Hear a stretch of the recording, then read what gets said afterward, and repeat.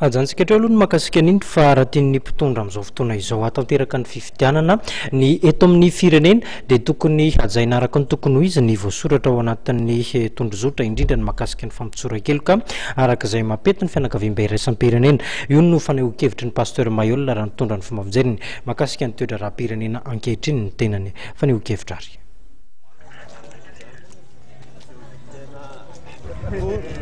Teny Ambohijanaka no notsidihiny pasteur Mayolla mivady sy ireo mpiara-miasa aminy io maraina io ka nandritra ny resaka fohifohy fanaovan-tany mpanao gazety no nanamafisany indray fa tsy hilatsaka ho fidiana amin'ny fifidianana filoham-pirenena izy fa kosa ho apetraka. Nilaza ny pasteur Mayolla fa na inona soso-kevitra aroson'ny fanjakana dia tsy maintsy ny fanapahan-kevitry ny fianakaviam-be iraisam-pirenena no tanterahina. Nambaran'ny pasteur Mayolla ihany koa fa voafatotry ny tondrozotra izay nisoniaviny ny fitondrana tetezamita satria dia efa nilaza ny pasteur Mayolla tamin'ny fotoan'androny nanasoavana io tondrozotra io fa dia fandrika ho an'ny mpitondra io fa tsy hisy fankatoavana iraisam-pirenena ho azo izany mihitsy ka raha mbola misy ny andininy tsy tanterahana amin'io tondrozotra io dia ho sarotra inona ihany ny isian'ny fifidianana. Nambara ihany koa i pasteur Mayolla momba ny amnistia fa ny tena tian'ny fianakaviam-be iraisam-pirenena hatongavana dia ny isian'ny amnistia fahobe ary indrindra ny fanomezana amnistia ho an'ny filoha teo aloha Marc Ravalomanana sy ny fidiny eto Madagasikara tsy misy fepetra.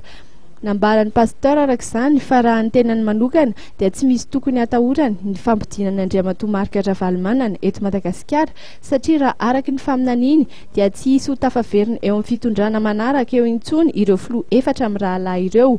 Nandritra io fotoana maraina io ihany koa no niaonan'ny pasteur Mayolla sy ny vadiny tamin'ireo mpino sy ireo mpombazy tao Ambohijanaka ka nisy ny fotoam-pivavahana lehibe izay nitanterahiny. Nanamafy hatrany moa ny pasteur Mayolla fa ity taona ity dia manan-tantara ho an'ny vahoaka malagasy sy ny fiangonana apokalipsy satria dia amin'ity taona ity